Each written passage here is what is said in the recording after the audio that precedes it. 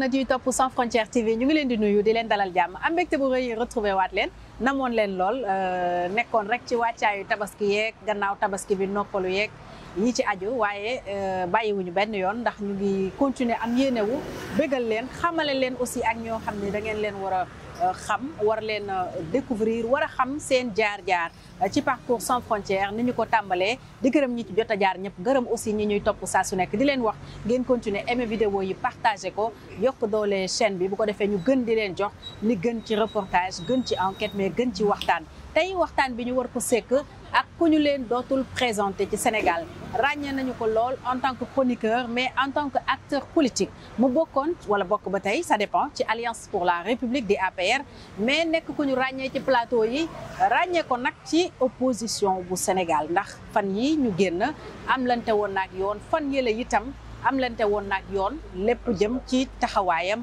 ak ay mbiri boppam Adama Fall buñ ko waxee certainement ñu bëri a ki mu doon dëgg-dëgg Adama mais nekk également ku yëngu lool ci wàllu communication ba am ci taxawaay boo xam ne bu mucc ayib la Adama maa ngi lay nuyu di la dalal jàmm ci Sans Frontières TV am mbégte bu rëy nag sekk ak yow jotaay bi chaque jour ñu sekk jotaay mais bi moom c'est un peu particulier donc dalal ak jàmm. Fatou maa ngi lay fay di am kontaan te toog ak yow ci parcours Sans Frontières ci au niveau Sans Frontières TV. et mbégte la parce que nit ñi dañuy gis Adama Fall muy toog ci média di wax mais da ngay wax ak nit mu ne la xam naa la te xamuma nit ñi dañuy def ay jugement de valeur sur ma personne te xamuñu ma moo tax man il faut ma gërëm la sant la buñ ma mayee occasion ma wax ak askanu Sénégal pour ñu xam sama parcours pour war ma mën a xam tuuti donc dama la ciy gërëm di la sant maintenant nag je sais pas loo bëgg a xam. lépp Sans Frontières laa wax amul frontière amul limite donc Adama sa jaar-jaar tey la ñuy waxtaanee ndax effectivement nit dañuy xëy rek gis ko duñu xam fu mu jaar duñu xam mooy kan duñu xam démbam et loolu dafay am solo je pense nit ñi xam ko pour mën la juger tey pour mën la comprendre tey alors dund doomu Adama fi muy doore mooy ci ndaw sa enfance peut-être. ñu tàmbalee foofu sa xale noo màggee foo jàngee naka nga dundee en famille période wala époque bu am solo boobu ci nit muy enfance Adama Fall. waaw Fatou c'est waaw enfance c'est Adama Fall est un jeune est une personne bu juddoo Ziguinchor.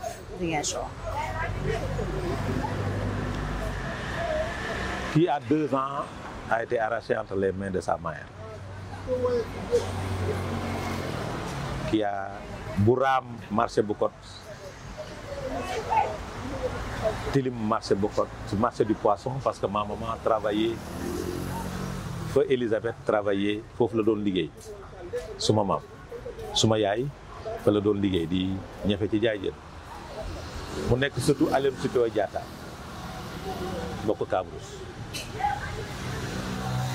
à 2 ans sam papa ñu affecté ko mu dellu si waat da mu war a dellu si waat ñu affecté ko jëlee ko Bignona yóbbu ko Youtou à Oussouye. sa papa lu mu doon liggéey. sam papa en jàngalekat la woon. D'accord. Il a fait le tour du Sénégal moo tax dem nañ fépp au niveau du Sénégal à 2 ans on m'a arraché entre les mains de ma mère. arraché. waaw je dirais arraché yóbbu ma sam maam. lu taxoon loolu. parce que disent-ils que dama doon feebar tout le temps parce que toppatoo ba ca waroon en tant qu'enfant amuloon. ci sa loxo yaay. ci sama loxo yaay. ah oui. bon xam nga joolaay rek liggéey la ñu xam et à 2 ans on m'a arraché entre les mains de ma mère jusqu'à présent. yóbbu la ci sa maam. yóbbu ma sama maam à la Médina. Dakar fii. Dakar donc nga jógee Ziguinchor ñëw Dakar ma jógee Ziguinchor à 2 ans ñëw Dakar chez ma grand-mère. grand-mère paternelle ou maternelle. mu jur sama papa. D'accord. ñu sama maam à la rue 39 angle 28. ma nekk fa sama bàjjen feu Awa Cheikh Fall bi sama rakku ya papa moom ñoo ma yar ak sama ñoom maam sama maam pratiquement moo ma yar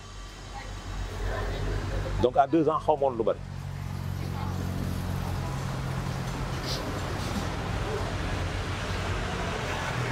c'est des moments difficiles parce que xamoon lu bari ce que ne c'est que ma mère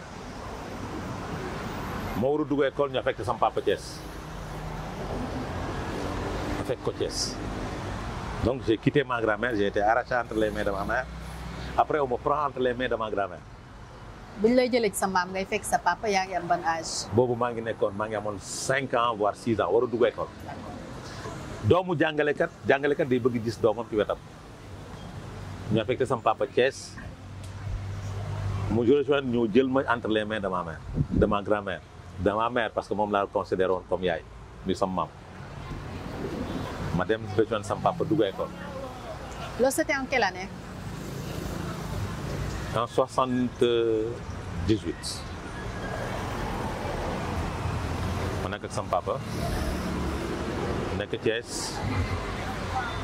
sama papa nag nekk homme politique en même temps syndicaliste doon dund clandestinité mooy li ñoom Moustapha Diakhaté ñoom Momar Samb doon dund nekkoon PIT su daan làqatu muy dem di làqatu gannaaw palais Anse Bernard la doon làqatoo pour bañ ñu gis ko parce que jamono jooju le régime du parti socialiste dañ doon traquer ñi nga xam ni dañuy politique te dañu contrôler régime bi sama papa bokkoon nag ci les farouches détracteurs ñi nga xam ne dañu contrôler régime socialiste nekkoon PIT nekk un homme de gauche et cet engagement lui a valu beaucoup d'affectation moo ko yóbboon Youtou moo ko yóbboon Bignona moo ko yóbboon Ziguinchor andi ko Thiès jëlee ko Thiès yóbbu ñu Mérina Dakhar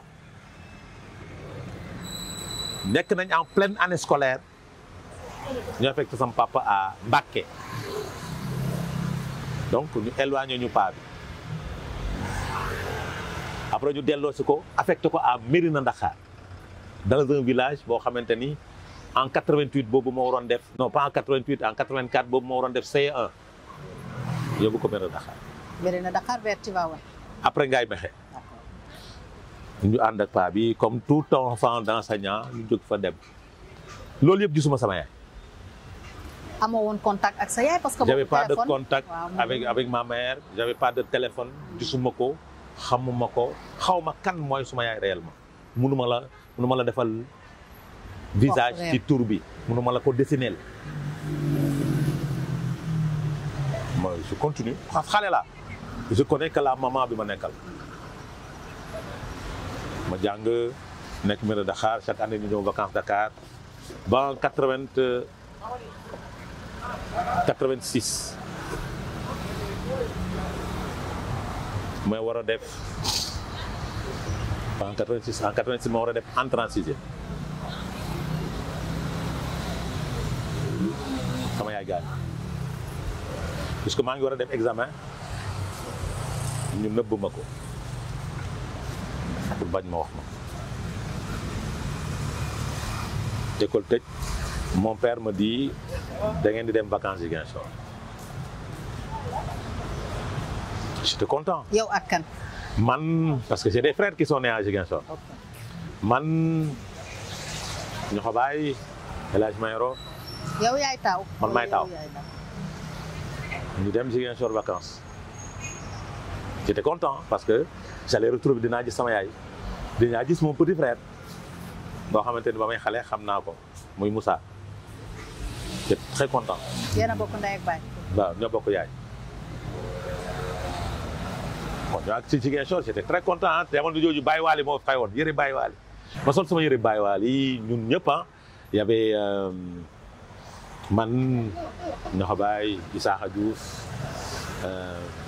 El Hadj Mayoro ñu sol suñu yëre Baye Waly dem dox biir Ziguinchor xamuñu fa woon man je m'étais perdu léegi nag le soir ñu war ma yóbbu suñu kër c'est comme si je vois les images ba mu duggee ci kër gi bu kot ki ma njëkk a laaj mooy an sama yaay fekk sama jamono jooju entrée en sixième résultat mois d'août lañ koy joxe ma dugg ci biir kër gi ne ana sama yaay sama maam Madeleine mooy sama maamaat mooy sama maamu yaay sama maam Madeleine mooy sama papa yi sama yaayu pap maam bu góor dëkk Carabane ne ma sa yaay waaw ma ne ko an sama yaay rek mu def j'avais 12 ans ma tourné ne sama petit frère an sama yaay rek ñu commencé jooy j'ai compris xale la c'est comme ça qu'on m'a annoncé que sama yaay génn na àdduna et c'est normal parce qu'il est décédé le 28 juin man ma war a def entrée en sixième au mois de juillet te ba ñuy annoncé sama papa sama décès yaay lettre lañ ko bind jamono jooju téléphone amul lettre la ñuy bind lettre bi jógee Ziguinchor jaar poste pour ñëw donc ak vu le parcours ak doom bu war a def examen yaayam génn àdduna doo ko wax donc sama yaay gaañu na suul nañ ko xaw ma fuñ ko suul ma passé vacances et inconsciemment comme tout enfant inconsciemment. jooyoo. non biñ la ko waxee je ne la connais pas. ok parce que je ne connais pas ma mère.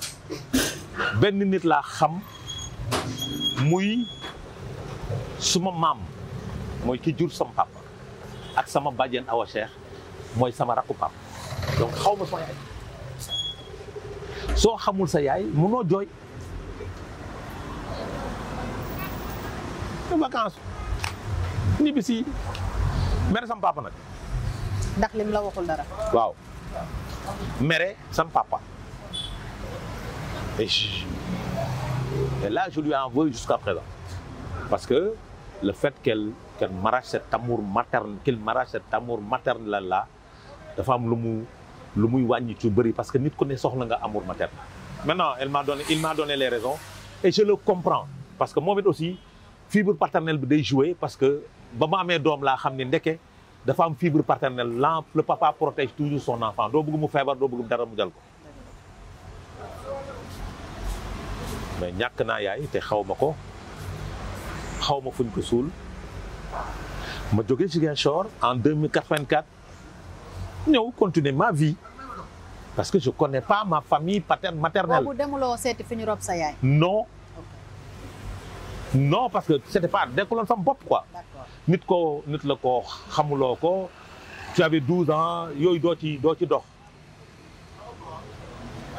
nekk vacances yi jeex ñu ñibbisi yàlla def ma réussir en 36e Mérina Dakhar amul CEM amul kii ñu sama papa avait un ami qui est professeur de mathématiques qui était professeur de mathématiques au lycée Malick Sy de Thiès non au CEM Ababacar Sy de Thiès monsieur Alioune Diouf feu Alioune Diouf ma dem ci moom d'ailleurs feu Alioune Diouf c'est le papa à Amadou Chérif Diouf l'actuel secrétaire d'État des Sénégalais de l'extérieur mooy papaam yóbbu ma Tivaouane ma dem Tivaouane di jàngee Tivaouane aussi am na histoire bu ci nekk actuellement te histoire bi léegi lay gën a feeñ parce que sama actuel directeur général këram laa doon añee chaque jour fa laa doon naanee chaque jour su ma génnee CM bi seen biir kër laa doon añee parce que moom mi ngi dëkkoon en face CM bi c'est la famille Mbuub qui habite en face du CM donc gis nga àdduna nu mu guddee tànk maa ngi nekkoon kër Alioune Diouf Amadou Chérif Diouf maa ngi moom ñoo doon bokk lal bu ñu doon fanaan chaque jour ñoo doon añandoo chaque jour ñoo doon ànd dem jàngi chaque jour ci jaar-jaaram mu am fi benn maladie en tant qu'enfant boo xamante ni mooy loolu may jàngi di dem di nekk ak Serigne Mamadou Mbuub mu nekk xale man ma nekk xale moom mu amoon 7 ans man ma amoon 12 ans 13 ans 14 ans di jàng 12 ans 13 ans di jàng di dem këram di naan xaw ma woon ni on allait se retrouver ici aujourd'hui il est mon directeur général loolu mooy àdduna maintenant jaar-jaar bi ñu jaar Saint-Louis après ñu affectation sama papa sanctionné ko andi ko Thiès loolu moo ko andi Thiès en 88 parce que année blanche bi tu war la ma fekk jógee Thiès ñëw Thiès dem lycée dem CM Ababacar Sy nekk fa dirigeant de grève waaw di commencé jël nag fibre pa bi le syndicalisme parce que pa bi syndicaliste la PIT la bokkoon SUDES la bokkoon loolu ñu dond ko parce que à Mérina Dakhar je me rappelle de l'élection l'élection législative de 86. 86 xaw ma 88. 86. Mon père était le candidat du PIT pour le compte du département de Tivaouane. Campagne électorale. kon man mënu moon ñàkk def politique campagne électorale étant jeune xale bu ndaw dama doon ànd ak sama papa di dem campagne électorale mu may dugal ci oto bi ñuy dem jamono jooju jamono R4 la ñuy dem ci meeting yi mu toog teg ma ci wetam foofu la fibre kon politique teel nga dund ambiance teel naa dund ambiance politique teel naa dund ambiance syndicale parce que li sama papa dund ci Brimat yëpp ñuy toog ay at bi ñu gis sama papa c'est parce que nguur gi da ko doon affecté fu ne parce que syndicaliste la woon nguur gi da ko doon sànni à l'intérieur du Sénégal parce que syndicaliste la woon politicien la woon jamonoy PS loolu amoo dañ la daan combattre donc man dunduma dara parce que il me le dit hein tu n'as rien vécu parce que affecté wuñu la séparé wuñu la de ta famille séparé wuñu la de tes parents de tout le monde yow yaa ngi toog yaa ngi gis sa njaboot ak ñun te moom dund na ko 86 il était candidat du PIT je me rappelle élection yooyu yamuñu amuloon isoloir amuloon bañ gàccee amuloon engrais indélébile yooyu 92 lañ ko am. waaw yooyu amuloon dara consensuel. maire Dakar yëpp ñaari voix la fa moon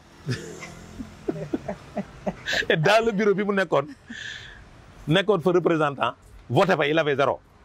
te voté xanaa boppam la voté. c'est une manière de dire que ni élection yi ni mu daan demee jamono jooju donc ça veut dire que démocratie bi avancé na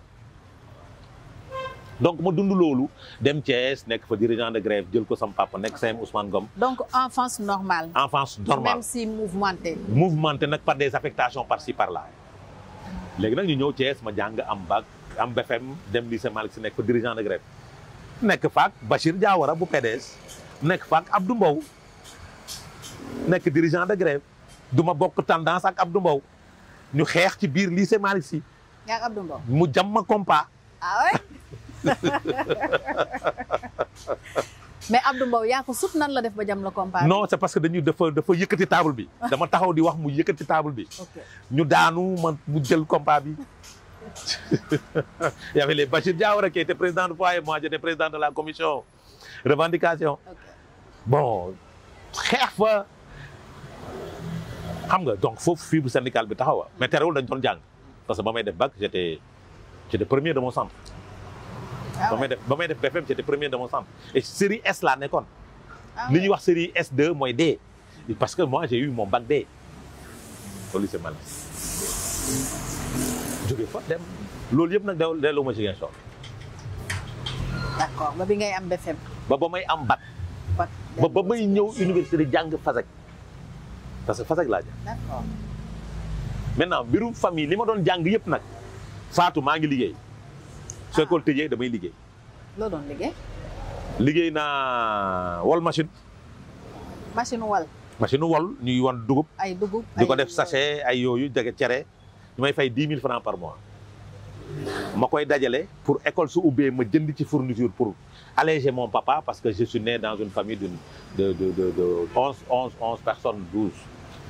ma allégé paa bi jàngalekat la woon demewuloon noonu ma allégé paa bi pour jënd sama donc dama doon liggéey ci machine wol loolu c'était à Thiès. ma ñëw à Dakar am bac su université su école bi tëjee ma dem defi manebar ñu may fay journée. boobu yaa ngi université wala lycée. non université di defi manebar ba ma jàngee ba xam ne affaire bu dem et je dois soutenir mes frères et mes sœurs paa bi mi ngi commencé âgé te am na ay rakk yoo xamante ne paa bi su demee retraite du demee noonu ma arrêté parce que j'ai fait 2 ans j'ai arrêté donc il fallait que ma dem uti lu ma def j'étais à la Médina ma def mécanique. nekk mécanicien. nekk ma jàng métier mécanicien suñu buntu kër dafa amoon atelier mécanicien à la Médina Bala Jara ma koy nuyu au passage. foofu nañu amuloon xaalis parce que da ngay liggéey 500 soo wàccee téeméer lañ lay jox. j'ai un ami Malick Ndiaye peintre la woon ma dem mu ma yóbbu may jàng peinture ba mokkal mu may fay léegi 2500 par jour à Pikine y a beaucoup de bâtiments maa ko peinture.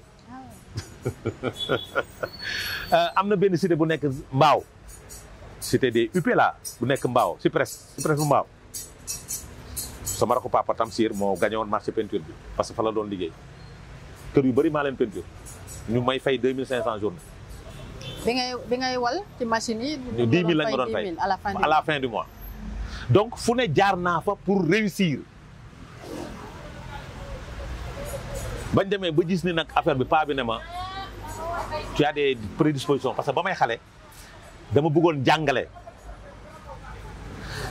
damay def bac dem di fayeeku ji ay nit di leen jox ay cours particuliers en mathématiques et physique chimie pour ñu may fay ma leen koy jàngal ñoom ñu nekk terminal man ma nekk terminal ma leen di former ba may nekk xale dama doon jàngale su ñu nekkee kër ga nii suñuy jàng man maa nekk jouer rôle lu maître bi paa bi gis loolu il m'a demandé d'aller faire l'enseignement ma embrasé corps bi nekk dugg ci enseignement bi. donc passion la pour yow. passion la woon pour man mais nekkul da nga dem ba sës. dama dem ba sës voilà dama ci mës a nekk ci man quoi. parce que à la Médina j'organisais des cours particuliers boo yu bëri à la Médina sama koñ maa leen doon jàngal ñu may fay parce que musuma bëgg tàllal loxo nit. te dama nekkoon ci kër sama maam moo fa ne yor kër gi gars yi liggéeyu ñu donc il fallait ma jafe di jël booy koñ bi di leen jàngal ci kër gi ñu may fay 2500 voire 5000 francs par mois ma koy dajale di jënd saako ceeb di jox sama maam dund naa ko. donc soo gisee loolu paa bi ne non mais attends kii li muy def nii mën na dem jafi ko. mu nekk métier yàlla ci loolu na yàlla def nag ba ma embrasser métier enseignement. ma embrasser métier enseignement ñëw fii à Grand Yoff j'ai servi à Grand Yoff à l'école Asia une école privée. j'ai fait une formation de 3 mois fat ma dem sama yoon. j'avais les prédispositions fa laa rencontré li tax ma ñëw fii. pourquoi je suis dans ce lieu là. waaw fii ñu nekk mooy Liberté 6. waaw dama doon bàyyi waxtaan bi indi ñu ci ñu wax fi ñu nekk ñu ngi nekk aux alentours du camp pénal. très bien. fii ñu toog kër gi sa kër bàjjen la. sama kër bàjjen la. waaw donc sama bàjjen maa ngi moom ñoo nekkoon doo woon Médina mais fii sama bàjjen moo fi dëkk ci étage bi. d'accord. fi mu dëkk ci étage bi. dama fi doon ñëw man di fi xarmat di fi def ay cours particuliers. bi ngay jàngale Grand Yoff. bi may jàngale Grand Yoff di fi jàngale dans la famille Cissé amoon fi 2 élèves Khadija Cissé Serigne Mbacké Cissé ak Moustapha Cissé. Moustapha Cissé moo tax ma dëgg boo joma nekk feu Moustapha Cissé parce que tey mi ngi ci dëgg maa ngi ci fen ma ko ñaanal yàlla xare ko àjjana. moo tax ma dugg ci famille bi parce que dafa jàng kaamil alxuraan à 12 ans la def CI. yaayam ñëw ci école bi ñu jox ma ko ma nekk son maître di ko encadré yaayam ne ma dafa bëgg mu gaaw pour mel lire donc 3 mois la def CI ñëw CP ci man donc ma koy encadré mu dem CE1 ma tëbal ko yóbbu ko CE2 mu def entrée en sixième au moins en CM1 réussir ma formé ko en 6e accompagné ko loolu moo ma booleeg famille bi donc may ñëw fii di xarmat ba à la maison à la Médina commencé di su tawee muy terrasse bi di wàcc may ñëw di jàngale si nag gis lii fii ñu toog nii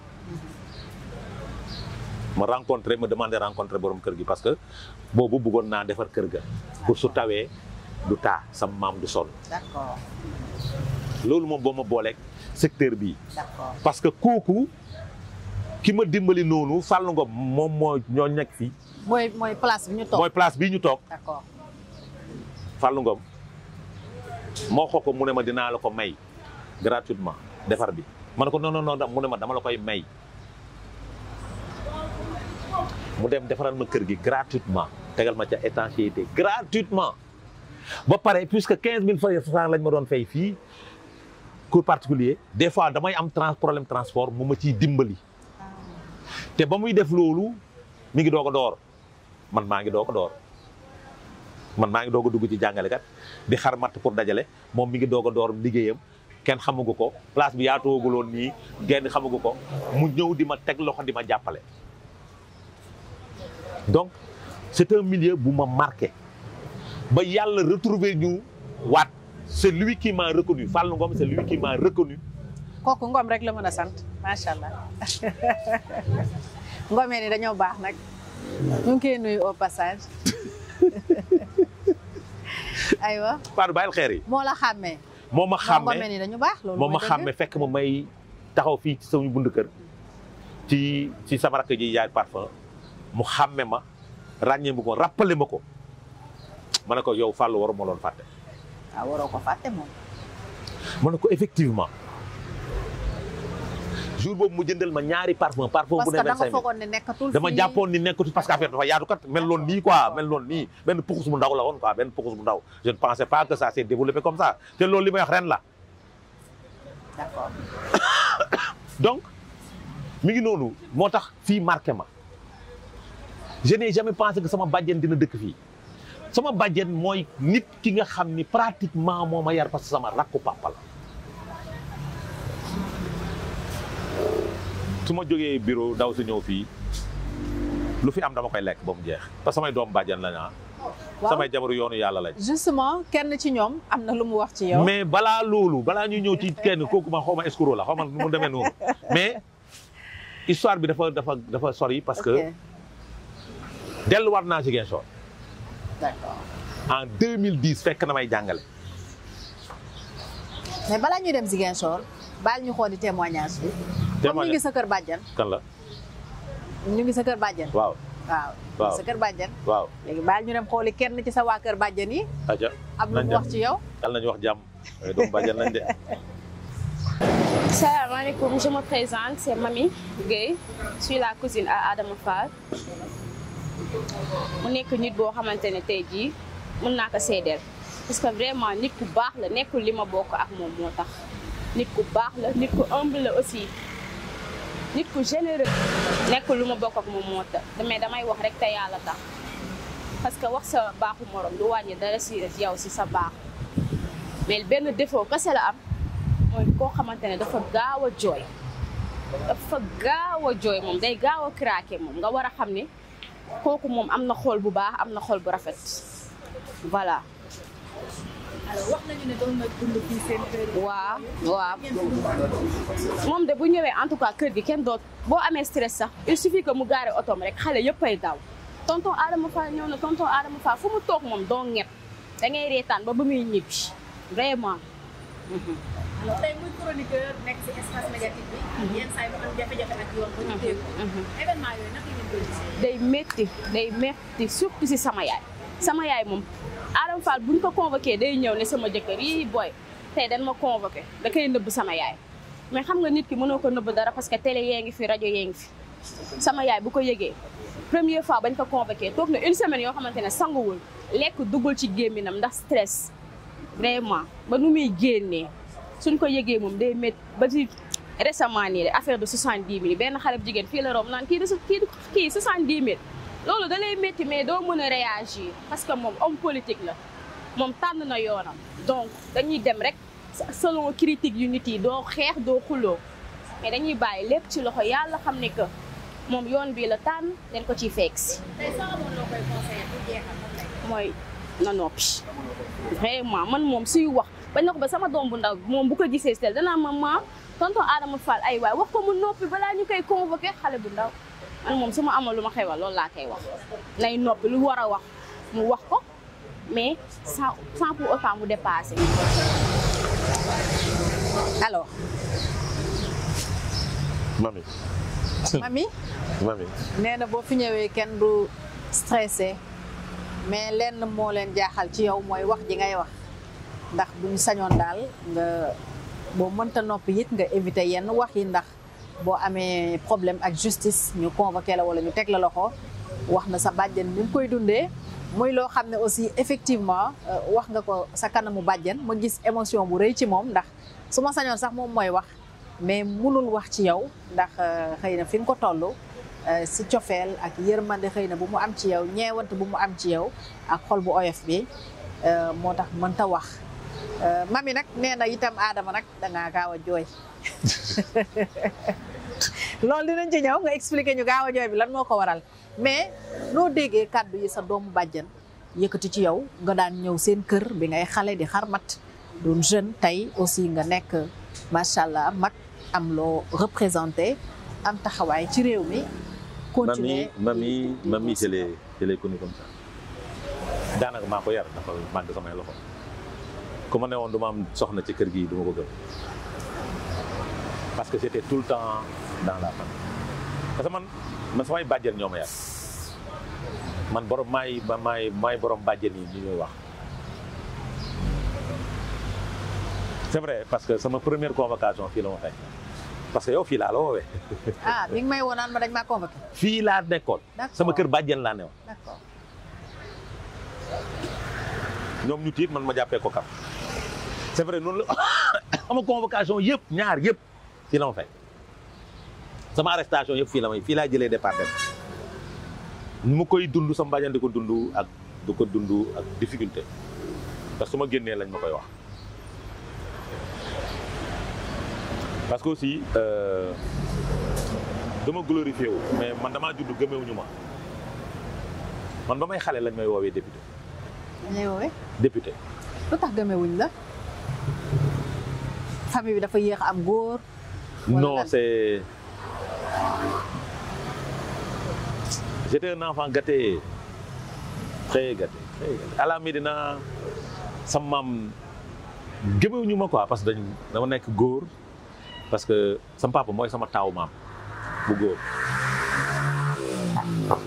moo am doom bu góor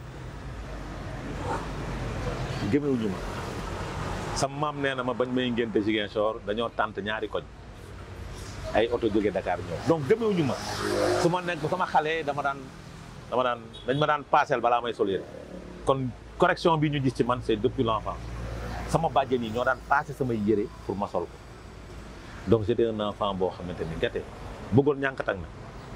yaa doomu Joola. doomu Joola. c'est normal. sama maam ni ma daan naxee su ma yónniwaat ma bañ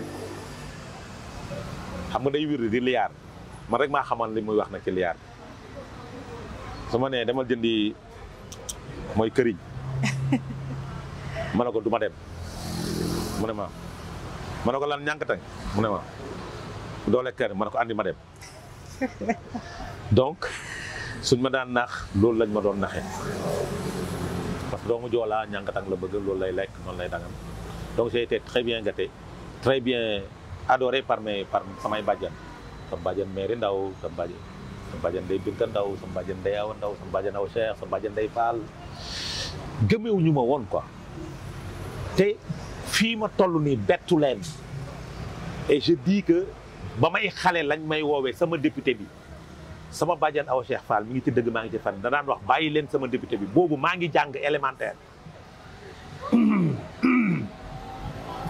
tey ñoom ñaar ñi ngi ci dëgg sama maam ak sama bàjjen boobu maa ngi jàng bàyyi leen sama député bi bàyyi leen sama ministre bi mon père m'appelle monsieur le ministre boobu xale laa nekk donc les prédispositions pour être tout ça étaient réunies depuis l'enfance je touche du bois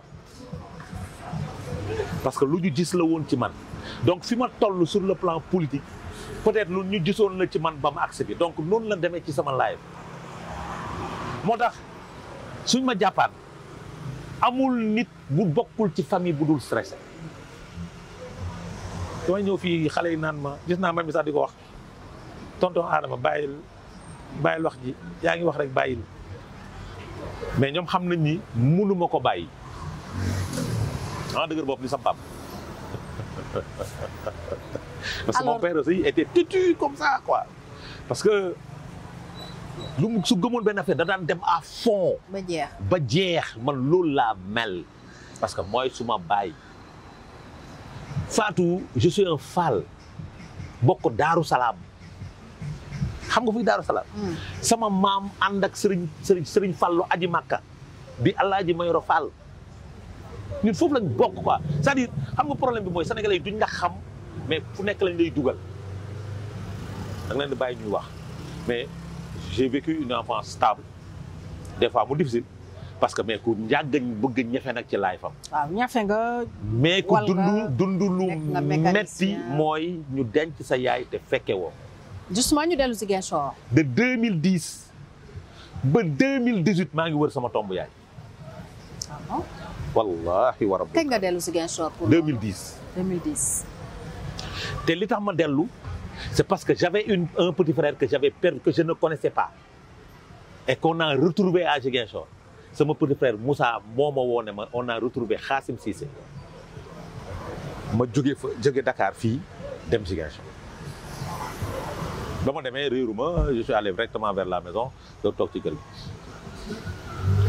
2010 laa commencé di delluwaat Ziguinchor régulièrement xam nga loo fa daan yóbbu Fatou pour retrouver la tombe de ma mère.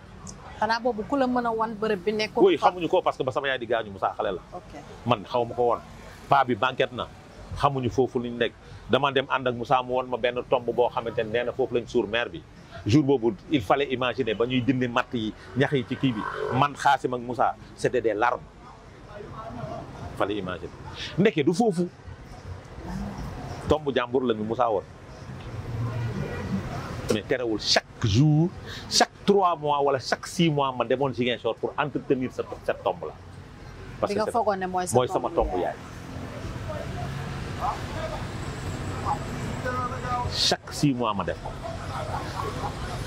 ma dem wax ak paa bi mu ne ma non du foofu Moussa ne ma non xam du foofu léegi nag saa yu ma ñëwee chaque 6 mois ma ñëw Ziguinchor su ma wàccee damay teg sama bagage dem cimetière dem taxaw ci buntu cimetière bi delluwaat ci. donc xamoon nga cimetière yi tomb bi nga xamul woon. tomb bi laa xamul xamoon naa cimetière bi mu ngi nekkoon cimetière u Kajoor lañ ko denc ma dem foofu wër seet ñaanal mais di mëne sama enquête ba 2018. su may dem dama ko ñëw nuyu su may ñibbi dama koy tàggu damay ñëw taxaw ci sama buntu cimetière bi ne yaay maa ngi dem 2018 juin 2018 28 juin 2018 mooy le jour de son décès. Le jour de son décès. Elle est décédée en 28 juin. Le 28 juin 1986 la décédée. J'ai retrouvé sa tombe le 28 juin 2018. Boobu on était au pouvoir Macky Sall était au pouvoir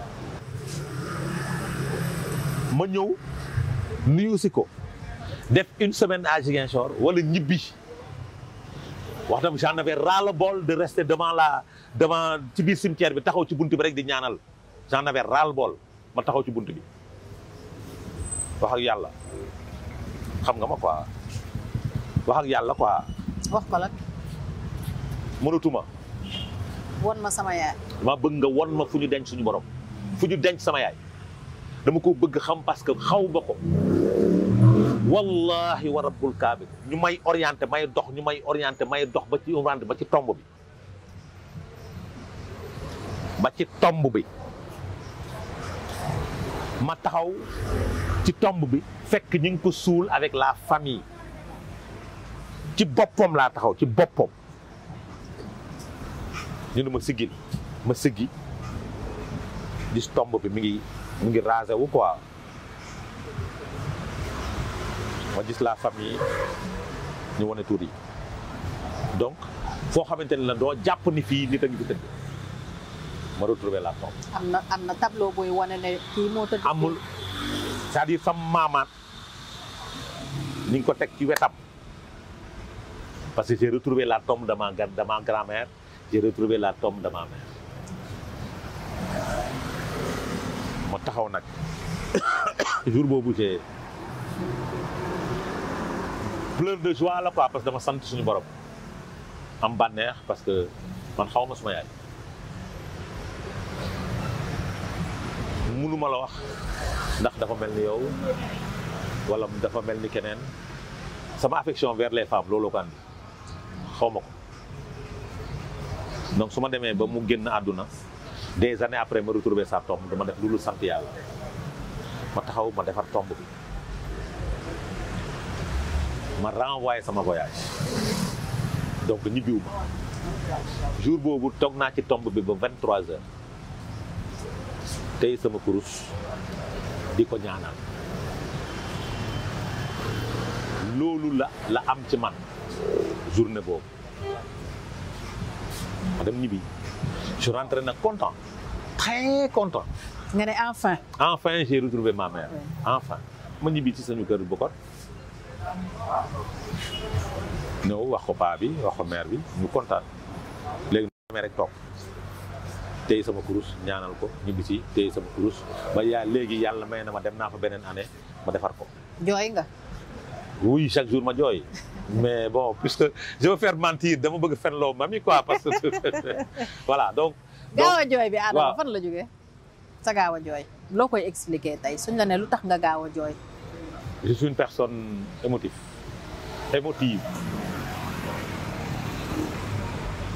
nit laa quoi nit neen laa su ma amee lu ma naqari damay jooy su ma amee bànneex damay jooy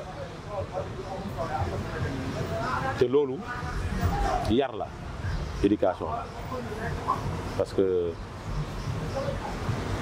sànq ba may déglu sama bàjjan su continué woon musibaam moom sax xaw na jooy. moom jooyloo nañu quoi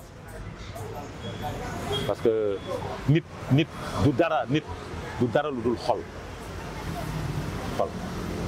mooy doomu aadama xolu yërmande day am bànneex day am loolu naxari te nag nit li gën a bon mooy nga bañ a extérioriser tes sentiments man je suis moi-même je sors ce que j'ai dans le cœur. doo refoulé.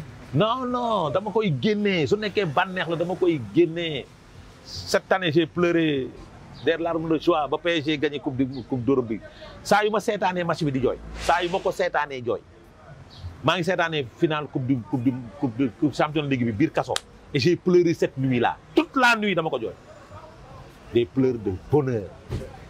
des larmes de joie. des larmes de joie comme on dit. comme ni ñu koy waxee. et t'arrive nga mer. waaw su ma meree moom je pète les plombs mais sama mer gaawul nit mënu ko gis ci man non ma mer moom nit mënu ko gis ci man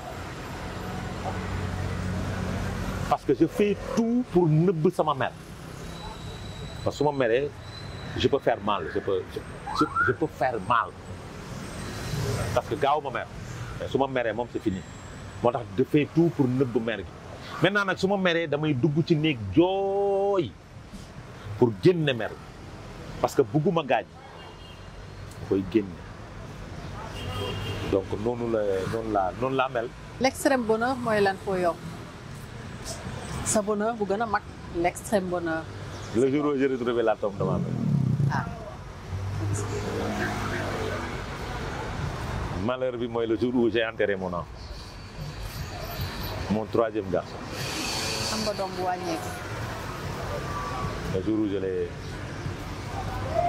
l'ai enterré à Yoff. il avait quel âge? Il n'avait pas d'âge. Ah, c'est un mort-né.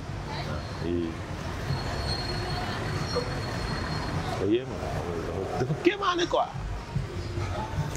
yàlla na bokk ci doom yi teeru. ce jour je l'ai enterré c'est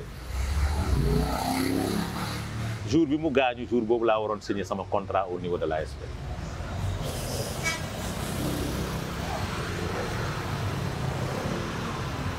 mais Mohamed mooy mon dernier il est revenu c'est lui qui est revenu parce que je vois l'image là je vois cette personne là ce bébé là moom laa gis moo tax dund naa lu metti des fois je pars avec mes enfants ñu dem Yoff ñoom ñett ñëpp may leen vous avez un frère qui est là te xam leen ni ñun ñëpp fii la ñuy mujj mais bon il faut penser à lui ñaanal ko mooy jour bu metti nag jour bu parce que jour boobu c'est période couvre-feu la période Covid. D'accord. Entre 2020 et ma jóg 4 heures du matin di julli ci période koor la je pense sama jabar jóg ci lal bi ñu war a sañ commencé sañi oto dawul taxi dawul ma génn. boobu amaguma oto. ma génn dox ci mbedd mi ba tase ak taxi ñu andi ko fii SAMU municipal mënuñu ci moom dara ma génn naa taxaw xaar taxi ñu dem Abbas Taw mu war a def échographie Fatou l'échographe est venu à 9 heures. J'ai perdu mon fils à cause de ce retard. te loolu fajar la woon. J'étais à 6 heures du matin. ba 9 heures. L'échographe est venu à 9 heures. Il a reçu ma femme à 11 heures. De 6 heures du matin à 11 heures, ma femme souffrait. Et c'est à cause de ce retard-là que j'ai perdu mon enfant. Du ma ko jiiñ nit nag yàlla laa koy teg quoi.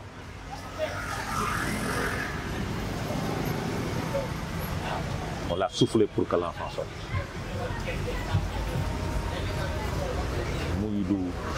muy lu metti mais ku waruloon ñëw la ci àdduna. Parce que en bon croyant da ngay nangu ni ku waruloon ñëw la. ñu dund ko ak philosophie te ba mu koy yóbbu di ko denc mag Amath Suzanne Camara ñoo ànd ak Moussa mon petit frère ñu dem ñu denc ko ci tànku maamam sama rakku yaay ñu ngi ko denc Yoff ñu denc ko ci tànku maamam kon lañ ko denc muy lu metti nag quand même lu metti mais ñu nangu dogalu suñu borom parce que suñu borom mooy def lu ko neex. dëgg la. maintenant andi na remplaçant am mu judd àndaale turam. comment ça.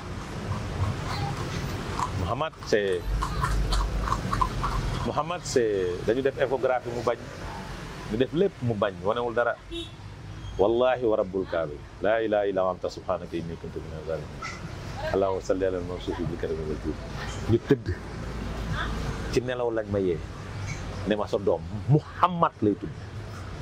da nga ko gént. waaw.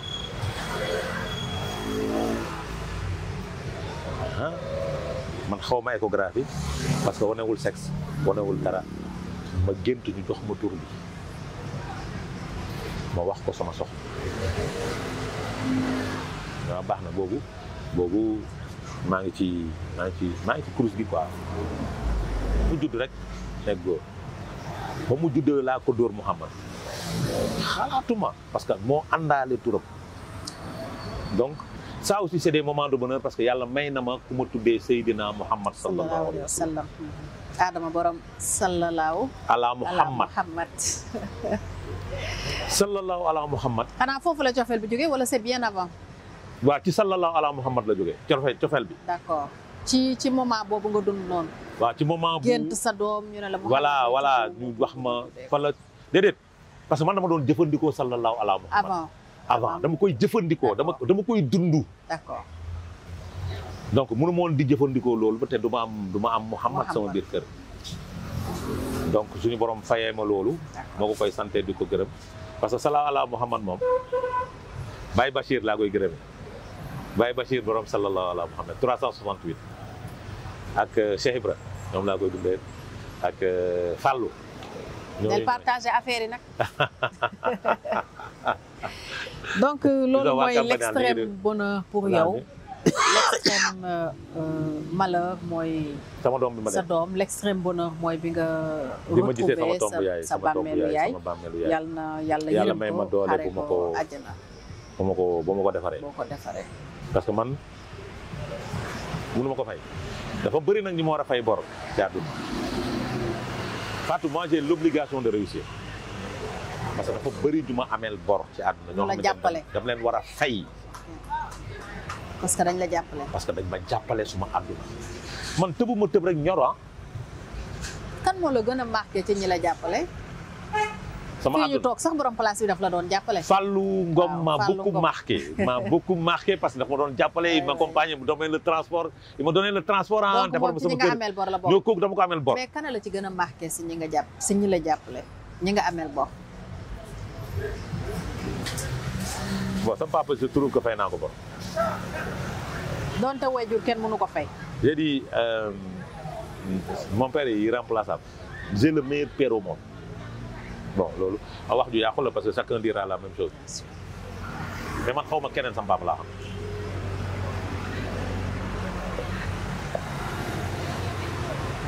il est là.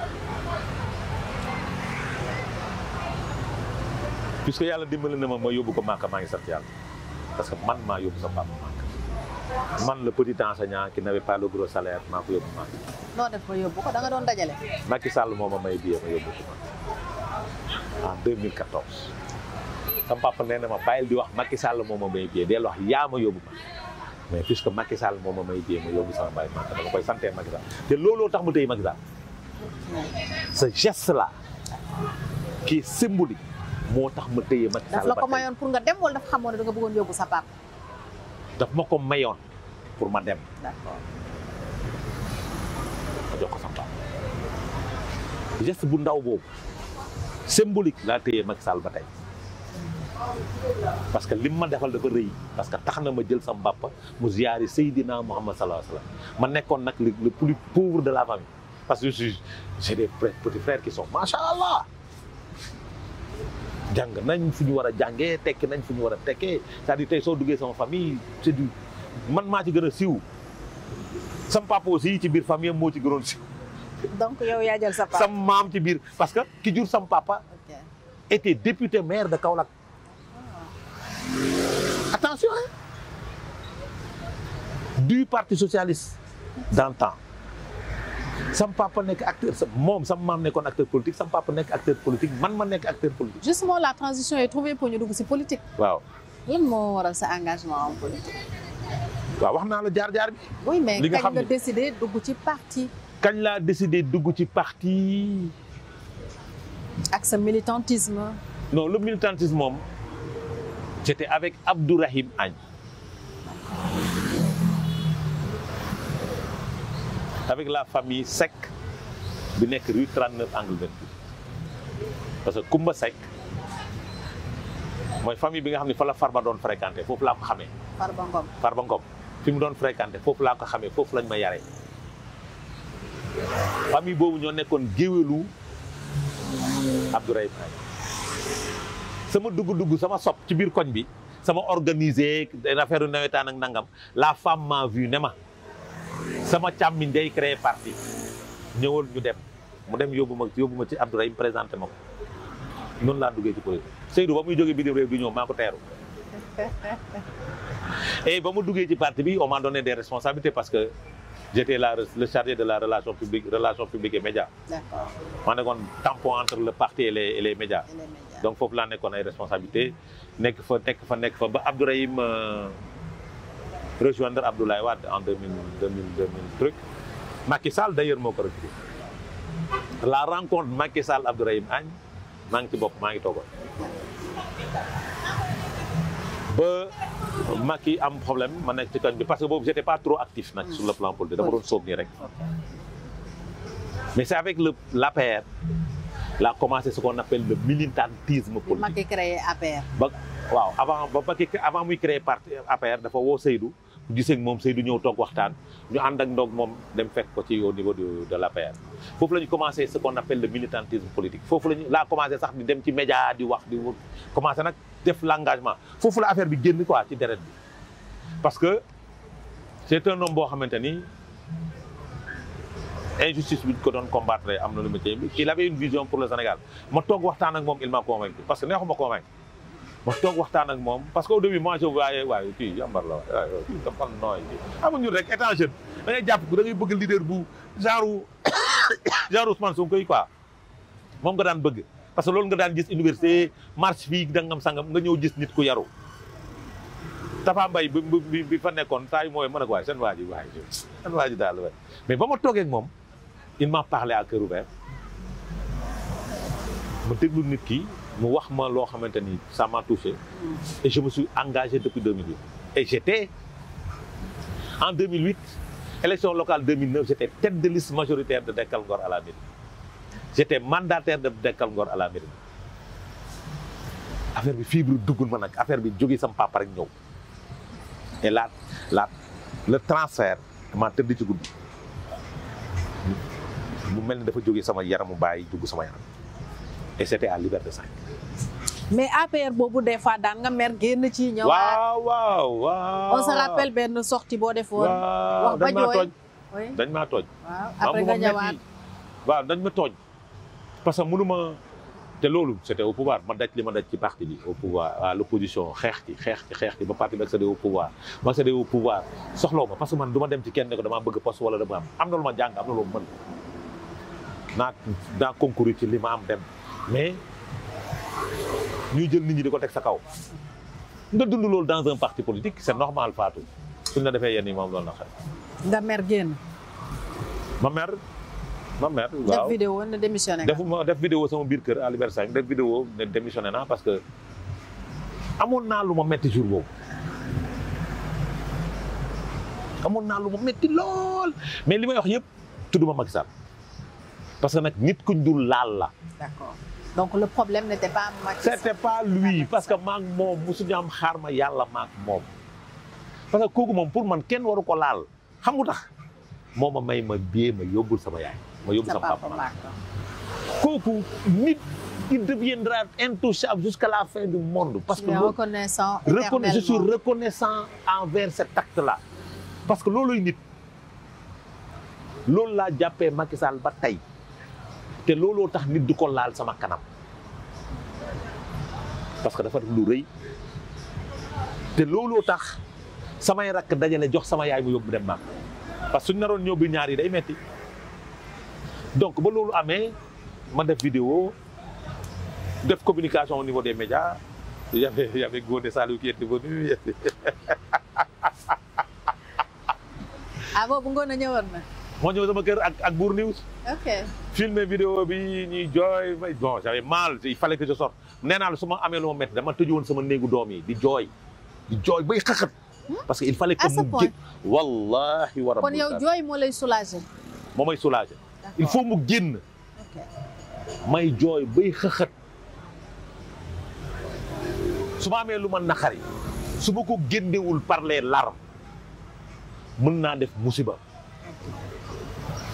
donc dama tëju sama biir néeg jooy bay xëxët samay doom tiit qu'est-ce qui se passe may jooy bay xëxët parce que je ne pouvais pas comprendre que lii dina demee noonu quoi on pouvait me faire ça. là lan lañ la defoon précisément. manifestation bu ma organisé def ko ba mu baax ay góor yi tax ñu naan ma non doo wax ak diw doo wax ak di ma limité quoi ci kër goo xamante ne maa ko moom ma génn dem ñibbi def déclaration parce que am naa lu ma metti nit ñi téye nañ ma ku ma téye ma jaar fu ñaaw il fallait ma dem ma génne ko extérieur jour boobu ci ma njëkk woo Aminata Touré la Mimi Touré bii moom ma njëkk woo laaj ma wax la mu ne ma loolu rek moo tax nga bàyyi c'était en 2022 elle était tête de liste de Benno Bokk Yaakaar bu lu ñuy wax matul 5 secondes mu raccroché léegi nag téléphone bi di takkar naase ñëpp di woote. ku ne woote du plus grand au plus petit. Macky wala. non xam nga moom il vient en dernier lieu. mais comme on dit àdduna il faut nga am koo rus c'était les jeunes de l'APR ñoom laa rusoon sont venus chez moi bloc fort ak Cheikh Ahmed Tidiane Ba Cheikh Ba. mi nekkoon CDC. je lui serai toujours reconnaissant cette personne parce que c'est lui qui a reconnu mon talent mes talents et mes prédispositions gëm ko gëm ma porté ma luñ ma nit musul defal sur le plan politique moom moo ñëw def ko donc man dafa am yu ndaw yu may jàppee nit. dëgg la. mooy comme Racine yow lu tuuti ma jàpp la ci ilaa yawmi diin. loolu mooy nit. parce que ça c'est la reconnaissance maintenant nag. galère nañ fi man nekk naa chômé naa du nguuru Macky Sall chômé naa de 2017 à 2020. parce que boobu bàyyi nga jàngale bi. waaw boobu bàyyi naa jàngale bi dañu falu. nag am naa fulla le 3 mai 2012 ñu falu ma dem toog ak président Mermoz à 3h46 minutes xam nga jàpp naa ko. guddi ñu toog mu ne la ngay def mu ne ko an mais président man damay démissionné de mënu maa xeex ba pare ba nga falu may fay location di continuer di tey créé dama ko def nii laa ko waxee jour boobu lañ ma dugal fondation Service jour boobu laa dem uti logement parce que man ñàkkuma fayda mënumaa xeex ba pare di fay location. ñu jox la logement. ma fu ma dëkk. ok location wàcc la. wàcc ma. d'accord donc yow lijjanti nga sa bopp. lijjanti naa sama bopp donc amuloo poste. aw ma poste mais dëkk naa foo xamante ni doo fay luwaas. donc dund lekk ak naan laay réglé. maa ngi woon fondation Service Sénégal di liggéey j'étais le chargé de communication. donc maa ngi fa am salaire. pour un premier temps salaire bu li nit ñi di wax pour un premier temps c'était un salaire de 100 000 francs. ah bon mais am nga logement. waaw c'est-à-dire nit ñi dañ jàppoon ni. ok avec le pouvoir de Macky Sall dañu am salaire yu duun à la fondation. de 2012 dañ ma doon fay par mois. mais 100 000 yàggul après salaire bi évolué na. si c'était 100 000. ok après mu évolué à 150 000. donc de 2012 à 2014 ba may dugg cabinet ministériel j'avais 150 000. de salaire. de salaire donc li nit ñi jàpp te pourtant j'étais très proche de la première dame. li nit ñi doon wax naan non ñi dañuy yàq xaalis bi gabe ji amu fa. très proche mooy amoon ngeen des relations particulières. particulières Marème. dama ko doon gis régulièrement suñ daan dem fenn sax dañ daan toog donc amuñu problème boobu mais le salaire comme ni ñuy wax gars yi da ngay gis ngay dugg palais di génn ñu yaakaar ne yaa ngi ak àdduna li ci biir mais lu yàlla xam doy na salaire bu fa ëppoon 250 000 la. ah ouais. le plus grand salaire à la fondation 250 000 la woon de 2012 ba may dem. après loolu nga dem fan. après ci laa dem dugg cabinet Youssou Touré lañ def ministre dugal ko j'avais le choix entre loolu te loolu maa ngi koy doog wax j'avais le choix entre dem cabinet Mame Mbaye Niang wala Fatou Tambédou wala dem ci Youssou Touré donc ma dem ci Youssou Touré ci cabinet bi maître man du cabinet nekk fa de 2014 à 2017 mu jógee ci gouvernement nag ma delluwaat chômage. et ba ma fay nekk li gars yi yaakaar di mooy loolu du loolu ah les membres de cabinet. foofu ñaata nga amoon. 250 000. ah yokku na 100 000. waaw non c'est-à-dire pour dire aux gens qui sont là qui pensent que da nga nekk ci pouvoir avoir de l'argent. tu touches des millions. waaw tu touches des millions c'est pas ça. le chef de cabinet a 350 000. su nekkee contrat spécial su nekkee fonctionnaire nga 48 000 francs mooy tegu sa salaire. kon ku jàpp ni nguur xaalis a ngi fa yaa ngi nax sa bopp su weesoo ministre bi directeur général bi ñeneen amuñu salaire. donc 250 000 pendant ba 2017 ñu daaneel ko ma nekk dugg chômage quelque temps après Souleymane Jules Diop est venu vers moi yóbbu ma ci cabinet comme chargé des relations avec la presse et autres coordonnateur de la cellule digitale et chargé des relations médias sous forme de contrat spécial ma nekk fa. et j'avais 150 000. nga delluwaat 150 000. waaw. tu comprends. dans un cabinet. maintenant étant chef de famille. te yàlla may na jàng nga. est-ce que tu vas continuer à être dans des cabinets donc li may wax nii c'est pour que les gens qui sont dans les cabinets présentement te liggéeyuñu ñu uti leneen lu ñu def. ñu dem uti lu am sécurité. maintenant il fallait chercher quelque chose boo xamante ni. su nguur gi jeexee di nga ci continuer di nekk puisque démissionné nga ci jàngale bi jàng nga yaa ngi nekk am nga expérience cabinet mais attends il faut aller chercher quelque part d'autre loolu moo mu yóbbu ASP. le directeur général m'a appelé fekk ma si Sajaada takkusaan ma tëye sama kurus di def laa ilaaha illa anta subhaanaka innii kuntu mina zaalimiin min laa ci doon def waxtu takkusaan ba pare dama pare rek sama téléphone sonné le directeur général m'appelle Birame Faye oui Adus ça va nu mu demee ça va bien merci. mais Adus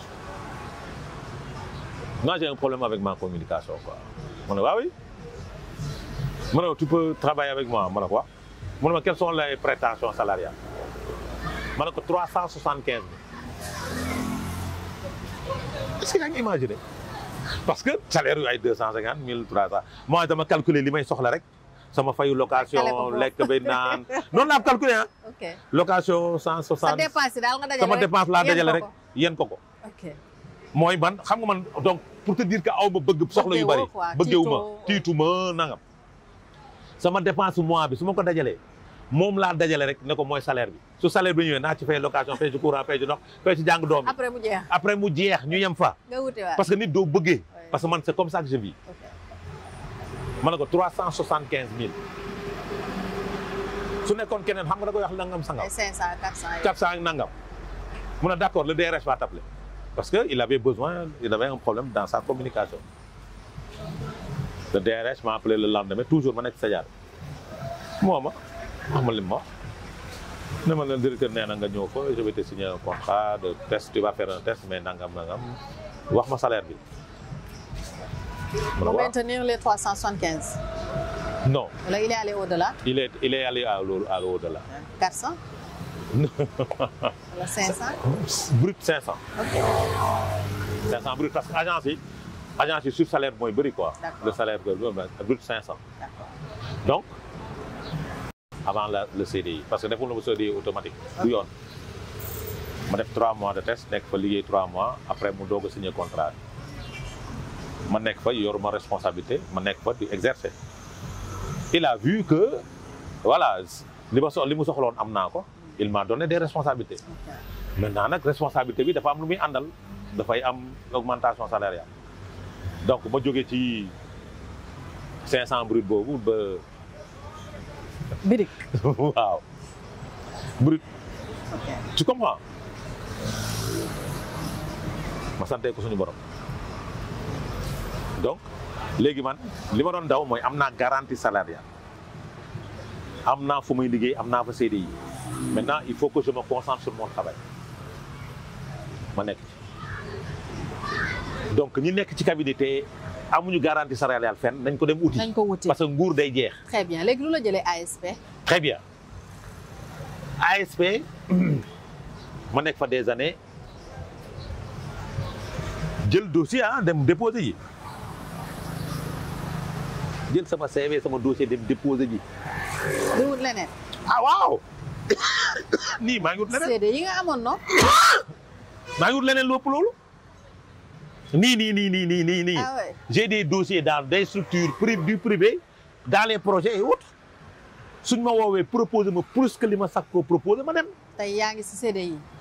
te maa ngi CDI. d'accord parce que xam nga l'appétit vient en mangeant ambition yi day ñëw. léegi yeewu nga quoi. voilà yamatoo ci sa dépense. yenewu ma ci sa dépense quoi. D'accord. yemu ma ci dépense yi ma amoon parce que au début c'était juste les dépenses nangam sangam mais j'ai vu que ndeke àdduna bi du doxee noonu. Maintenant ma déposé SAPCO on m'a appelé. D'accord. C'était pas politique. Non, on m'a appelé. D'accord. balaa may démissionner SAPCO damaa dem audition. ASP. balaa may démissionner ASP dañ maa dem audition à la SAPCO. toog ñu discuter salaire. kon xam nga ni ñaa ko fa fayal. waaw. quand tu me débauches quand tu as besoin de moi nga may débaucher da nga may fay lu ëpp liñ ma fayoon. normalement. man négocier salaire et j'en ai le droit. kon SAPCO dañ la débauché. bien sûr bañ ma débauché ma négocier salaire ñu def contrat ma liggéey 3 mois def stage comme d'habitude ñu valider CDI ma démissionné.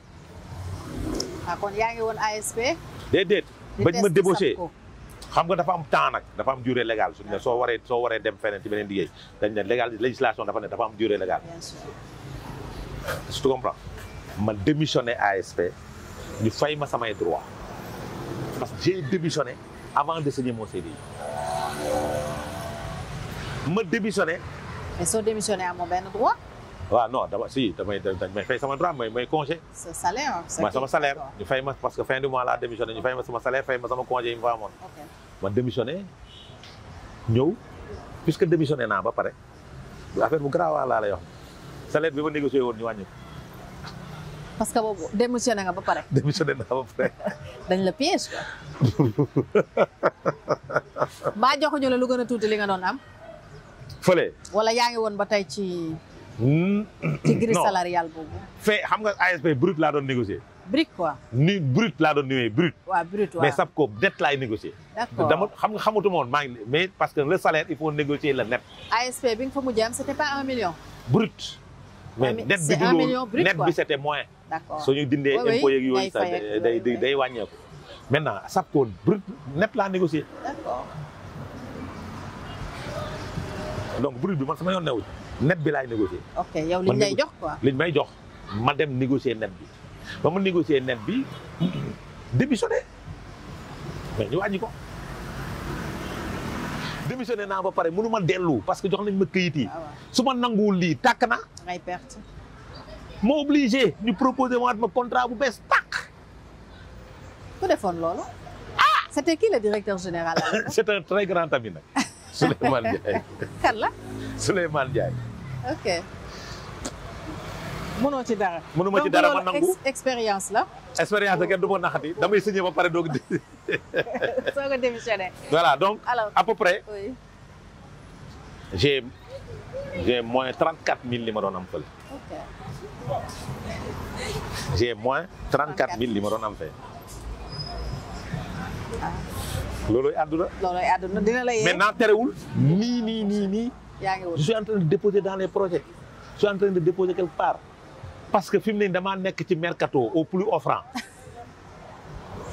alors pour wan nit ñi ne suñ la dàqee SAPCO lan ngay defi am nañ compétence à faire valoir. alors parallèlement yaa ngi nekk chroniqueur mooy dernier chapitre bi foofu la ñuy jeexalee. chronique bi nag tax na ñu convoqué la tax na nga dugg rëbës. heureusement du yow yaa tax ñu convoqué la. ñam nga. waaw ñam mos naa ko nag ñam nga rëbës ñam nga rëbës jaar cybercriminalité. waaw expérience la aussi boo dund ndax chronique yi kañ nga décidé nekk chroniqueur lan moo la def chroniqueur. c'est-à-dire ba Macky Sall demee. j'avais décidé de faire ma mutation. d'arrêter de faire de la politique et de me concentrer sur la communication, analyse politique pure et dure. Être à équidistance de tout ça. Donc ba ñu ñàkkee pouvoir ba Macky Sall dem laa jël décision boobu mais damay bàyyi politique partisane damay nekk ci chronique nekk analyse politique parce que jàpp naa ni am naa prédisposition yi nga dimbali ma ci yow ak Racine teg ma ci plateau bàyyi ma exprimer wu te du yow yaa ko njëkkee Maïmouna Ndour Faye à la 7TV parce que j'ai travaillé là-bas en tant que chroniqueur de la 7TV moo tax xaw na ma jaaxal quand il a parlé des chroniqueurs xaw na ma jaaxal trop mais j'ai pas compris cette réaction-là j'ai pas du tout compris quoi pourquoi mu attaquer les chroniqueurs politiques parce que moi j'étais chroniqueur chez elle j'ai travaillé pour elle à la 7TV pendant presque 2 ans am na benn émission boo xamante ne maa ko installé donc j'ai travaillé là-bas en tant que chroniqueur et di def suñu liggéey nag man ak doyen Albert ñu def suñu liggéey normalement ak Sista Maria ba jour bi nga xam ni dama doon bañ a tooñ xam ni heure bi baaxul te mën naa am difficulté ak fi may liggéeyee ma arrêté parce que Maïmouna moo gis prédisposition yooyu en moi ne ma il faut venir chroniquer parce que chronique spécialité la du n'importe qui moo ko war a def dañuy waxtaan quoi il faut être spécialiste de quelque chose nga ciy chroniquer maintenant pas chronique sax tu peux être analyste politique moi je rêvais d'être un analyste politique. soo amee capacité d'analyse tu peux être un analyste politique j'ai toujours rêvé d'être ça dama daan seetaan Cheikh Yérim je disais non attends il faut que may def nii parce que àgg foofu étant jeune j'ai toujours rêvé de faire partie des 5 personnes yu ngànk réew mi donc tey des personnes m'ont aidé par rapport à ça dimbali ma ci disposition bi Maïmouna Ndour Faye yow Aïssatou Diop Fall Sarr le Sénégalais l'Allemagne ils m'ont aidé à cette mutation là vers l'analyse politique, je dirais pas de chronique, vers l'analyse politique. Est-ce que tu comprends? te loolu ñu dam leen koy santé te nii taxawaay bi ci gën a yànji sax mooy li ñuy partagé maak yow. Les Sénégalais saluent et l'apprécient à sa juste valeur. Actu Sénégal.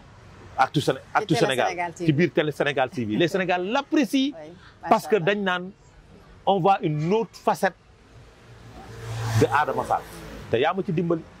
C'est pas quelque part boo xam ne damay tirer donc maa ngi la ciy gërëm. Donc ça veut dire que il faut que je continue à me documenter, à faire des recherches parce que li ma bëgg def ku dul def recherche du ko def. dëgg la alors chronique yooyu quelquefois. andi na ma yóbbu na ma kaso. yóbbu na la kaso heureusement yàgguloo fa muy une expérience aussi comme ni ma ko waxee am aussi coow lu la mujjee topp yëkkati la nag coow loolu moom. waaw moo tax mu ne ne yaa gàddu bës bi.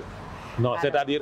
Beaucoup aussi n'ont pas compris vraiment Adama Fall naka la mun a amee problème mu 70 000 malgré que expliqué wu nañ ci beneen plateau Télé Sénégal entretien bu spécial nga revenir ci mais ba tey ñu bëri comprendre ñu. C'est-à-dire moi qu'est-ce qui s'est réellement passé? J'ai pas un problème de 70 000. Ok. J'ai effectué une dépense avec l'argent de d'autrui bi ma gisuloon sama biir téléphone. C'est uniquement ça. Et ça m'a appris may gën a moytu parce que Fatou waxuma la ko def mës naa yóbbaale nit ci sama oto mu toog ci kanam ndeke saak bu mu yor yàmbaa ci ne. Ah bon? Oui. Su nekkuloon policier bi boo ma xàmmee kon heure bi maa ngi ci kaso bi pour association de malfaiteurs. Trafic peut-être. Trafic de chanvre. te booy boobu mi ngi biir kaso fekk naa ko rëbës moo dem kooku su ma doon loon su ma xàmmewuloon kon tey maa ngi ci kaso bi. donc ñun dañu war a moytu lu bari parce que dañuy wax te dafa am ñu ñuy wut. dafa am ay nit ñoo xam ne dañu bëgg ñu dugg kaso dafa am ay nit ñoo xamante ne dañu bëgg gis derrière les ballots ñooñu ils feront tout pour ñu dugg biir kaso. am na ñu bëgg dugg kaso. am na ñoo xam dañoo bëgg ñu dugg kaso ñun. ils feront tout pour ñu dugg kaso. ils feront tout pour ñun ñu dugg kaso. particulièrement moi am na ay nit yoo xamante ni balaa ñuy pare ci man mooy ma dugg kaso et je les ai identifiés. Ah ouais? xam gis naa leen je les ai tous identifiés yàlla dimbali na ma ba yàlla won na ma samay noon moo tax ma naan leen nañ ma moytu je les ai tous identifiés. noo leen identifié. ku la yóbbu police sa noonu la wala du sa noonu. ah loolu da la ñuy wax. loolu la fa wax. ku la porté plainte sa noonu la wala du sa noonu. ah dégg naa ko de. loolu la fa wax. ñan ñoo fi mës a porté plainte du ñu ñett yàlla woon ma ne samay noon bi. donc ci plainte yi ñu la. ci plainte yi ñu ma def rek ci laa xam samay noon. ci convocation yi laa xam samay noon. borom web bi ci nga ko boole. non borom web bi moom c'est autre chose borom web bi il a été manipulé utilisé xam nga utilisé wax dëgg si yàlla jour bi may woo fii laa taxaw sama kër bàjjen encore une fois sama kër bàjjen parce que lépp lu may dal ci àdduna sama kër bàjjen la may fekk mu ñaan ma ci jëmm Seydina Mouhamed ne bu ma waxati ci affaire bii parce que la ca xew yëpp mënu ko wax na ma lu bari la ca xew ba pare ne ma la ca xew yëpp bés a ngi ci bés yi dina wax parce que kenn du jaar ci man pour yàq la kenn xam nga loolu ça signifie quoi am na ñu ko doon proposer pour teg ko ci plateau pour mu yàq ma mu bañ kon samay noon ñu ngi taxaw samay noon cherche à ce que je fasse la prison ñu condamné ma ferme luñ ci jublu nag xaw ma peut-être dañ may xool rek bañ ma mais jàpp naa ni dañuy sonal seen bopp. sa noon yi ay say opposant lañ yow. waaw mooy ñu nekk tey. ñoo nekk ci pouvoir bi man jàpp naa ni ku sa autosaisir ci doon dossier jël ma bëgg ma teg dugal ma kaso sama noon nga. procureur buy taxaw def réquisitoire ne dañ ma war a tëj 1 mois ferme sama noon nga loolu la fa wax. juge bi ma relaxé du sama noon dara foog nga ko jàpp. fa laa ko teg. ok wallaahi fa laa ko teg moo tax biir tribunal am naa ci ay procureur yu nekk sama xarit te damay dem ci ñoom di waxtaan ak ñoom am naa ci ay juge yu nekk sama xarit damay dem ci ñoom di waxtaan ak ñoom am na ci ay commissaires yoo xam ne mooy sama xarit damay dem ci ñoom di waxtaan ak moom mais am na ci koo xamante ni mi ngi ci biir police mi ngi cybercriminalité dama jàpp ni sama noonu la dama jàpp ni sama noonu la du commissaire Djidiack Faye de mais damaa jàpp ni Lieutenant Diallo sama noonu la maa ko wax parce que pour man moom daf ma yéene kaso parce que mooy ki la entendre ci problème 70 000 bi. déedéet ki ma déclaré ki ma annoncé sama garde à vue. d'accord ah nekkul moom moo la entendre. déedéet. ok ki ma annoncé sama garde à vue damaa jàpp ni dafa bëggoon sama arrestation dama ko jàpp mun naa juum nag dama juum mun naa juum parce que gis nga interrogatoire ngay xamee ndax kii daf la bëgg dugal wala bëggul dugal ni ñuy wax ak yow rek nga xam ni ndax kii dalaa bëgg dugal wala bëggul laa dugal mais damay sentir ci nit kooku na ma baal àq na ma nit ñi baal àq damay sentir ci nit kooku ci Lieutenant Diallo boobu que daf may bëgg dugal man. lan la wax lu tax nga jàpp ne daf la bëggoon dugal. xam nga ci audition am na ay laaj pas l'adjudant Diallo mais lieutenant bi am na comportement yu muy am da ngay gis ni kii l'objectif c'est qu'on t'arrête et pour moi l'arrestation c'est le dernier recours la police doit travailler à libérer la personne pas à l'emprisonner pas à l'arrêter la justice doit travailler à libérer beaucoup plus de personnes pas à les arrêter cas de force majeure moo tax ñu war a jàpp nit mais waroo œuvrer à arrêter une personne coûte que coûte man pour man dañ il cherche à m'arrêter coûte que coûte lan lañ ci jublu wala dañ leen ko sant qui est derrière ça waxuma commissaire Djidiack de waxuma les commissaires de police de je parle d'une personne te lii su ma ko waxuloon du ma am lu ma neex il faut que j'extériorise ça pour man mën naa juum nag perception boobu laa am que le lieutenant Diallo cherche mon arrestation mën naa juum nag quoi mais ñaari yoon yi ma fa dem ñëpp audition yëpp def naa communication xam naa luy communication faciale Fatou xam naa ku ma bëgg ku ma bañ a su ma la xoolee rek damay xam ndax yow intention bii ngaa ma def naa communication quoi xam naa communication faciale xam naa lépp yàlla may na ma doom boobu nag dinaa toog xool la ba pare sama 6e chance yàlla daf may wax sama biir xool dama koy yëg wallahi su ma jàkkaarloog sama noon suñu borom woon ma ko dama koy yëg ci man su ma ko yëgee nag yàlla moo may dimbali des fois seen pexe du jàll.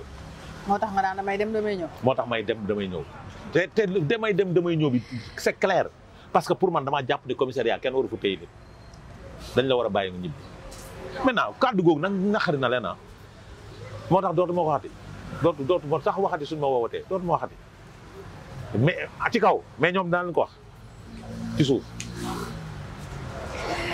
parce que ci sama gàllaaj la bokk. damay dem damay ñëw. damay dem damay ñëw ci sama gàllaaj Fatou ilaa yow mi diin damay dem damay ñëw damay dem ñu tëj ma 10 ans damay dem damay ñëw parce que dinaa toog 10 ans del soit après da ngay ñëwaat. voilà fépp kay moom ku mu fi tëj da ngay génn. da ngay dem da ngay ñëwaat jeex na tàkk maintenant nag su nekkee ñoom dañ ko jàppee ni man dama leen défier c'est parce que ils ne comprennent pas malheureusement sénégalais si premier degré lay déggee te waroo déggee premier degré li nit ñi doon jàpp ci nguuru Macky Sall man awma ci terrain awma ci kër awma ci oto après le pouvoir de Macky Sall laa jënd oto damaa leb ci sama salaire jënd oto pour sagal sama bopp et je suis à 8 ans de la retraite. ah ouais. ah je suis à 8 ans de la retraite mine de rien mais maa ngi jàngi droit nag kenn dootuma jàppale. Je te donne cette information là. yaa ngi jàng droit. Je vais m'inscrire à l'université dès l'année prochaine pour faire du droit parce que nag je veux embrasser le barreau. ah oui. oui. tu veux être avocat. oui. ah loolu information la. maa la ko jox kay. lan moo la si dugal. lu la si xiir lan moo tax dafa nga yomb bëgg trop la manière qu'on arrête les gens là. dafa yomb trop je vais embrasser ce corps-là, je vais faire le concours du barreau, yàlla ñaanal ma yàlla ma réussir, et je vais porter la défense des sans-voix, des gens qui sont en prison et qui n'ont pas d'avocat. D'accord. Dès l'année prochaine da ngay inscrire. Dès l'année prochaine. Inch'Allah. Dès l'année prochaine, Inch'Allah. Dama bàyyi sama avocat d'office. moom kay bul sax sonn je vais inscrire, je vais. doon la ci ñi ma am ndax bëri naa ay xarit avocat. dégg lu ma la gis naa ko sax nu mu tëddi kii waxuma sama avocat de. ki ma toogaloon ci plateau bi. Maître Amadou Ali Kane. tase nañ. ndeysaan mu nekk baax il m'a reconnu ñu toog waxtaan boobu may récupéré sama téléphone bi aussi jot naa génn na. jot nga ci génn jotaguma ci mais génn na. man maa ko demoon jëli su ma ko demee jëli su ma demee suba dinaa ci jot. et heureusement defuñu ci dara. ok yow heureusement. voilà non bëgguma mami laa bëggoon. mami waaw mami laa bëggoon kiiwal. mami j'ai pas parlé du décès de ma grand-mère. j'ai pas parlé du décès de mon père de sama papa dundal sama bàjjen. j'ai pas parlé de beaucoup de choses. j'ai omis beaucoup de choses parce que pour payer sama bopp. mais l'essentiel a été dit. Mais Fallou Ngom sama ngomeen bii. waaw bëggoon naa def témoignage bu rëy parce que daf ma defal lu rëy. daf ma defal lu rëy parce que ba dara doonulee dara ñu lay fay 15 000 francs fii par mois te famille xam nga nu mu demee pour nga jot ci mu lay jox paas ngay dem mu lay jox leneen ngay dem donc kooku bëggoon naa def témoignage mu toog te soo ma ko mënee may mu toog ñu waxtaan ma def témoignage moom it mu def témoignage ci mu xam ci man bëggoon naa ko soo ma ko mënee. jërëjëf yow tamit ma lay gërëm di la sant parce que Fatou, vous avez beaucoup changé en moi sur le plan de la communication sur le plan des techniques de communication dal bi waaw am na lu bëri loo xamante parce que nee nañ sooy fréquenté nit ku dal da ngay fexe dal ni moom sooy fréquenté nit kuy réfléchir nit ku réfléchir da ngay fexe réfléchir comme noonu te maa ngi la ciy gërëm di la sant di gërëm suñu kilifa waaw merci di ko gërëm di ko sant di ko ñaanal yàlla di la ñaanal yàlla yow tamit yàlla na yàlla fonk sàmm njaboot gépp ci barke Seydina Mohamed parcours sans frontières c'était avec Adama Fall. waaw et on se donne rendez-vous Adama Adus Fall. Adus bi nag sama turandool. loolu laa la doon laaj fu Adus bi jóge. Adus bi sama turandool et on se donne rendez-vous avec Adama Fall. avocat dans. maître Adama Fall maître Adama Fall. ci loolu. avocat des yàlla ñu ci yàlla yóbboo ak jàmm. incha allah rabi nga bokk ci ñuy ràññeeku lool ci loolu. ndax dafa am solo nit ku nekk li ngay def nga jéem ci ràññeeku def ci ay jaloore. mais Fatou est-ce que xam nga ni man chaque 10 ans je change de métier. chaque 10 ans nga changé métier kon léegi boo jógee ci chronique bi. damay dem ci avocat bi et je vais finir avec ça. d'accord Inch'Allah. Inch'Allah. D'accord, donc dans 2 ans rendez-vous. Rendez-vous dans 2 ans. Alors ñun ñu ngi leen di jox rendez-vous très prochainement ci beneen parcours sans frontières toujours ci sans frontières TV gërëm leen bu baax yéen ñi ñuy topp di leen wax ngeen continuer aimer partager vidéo yi yokk doole chaîne bi gërëm aussi sama caméraman machallah Modou Ndiaye ci liggéey bu mucc ayib bi di leen gërëm bu baax a baax encore une fois à très bientôt Inch'Allah sur sans frontières TV.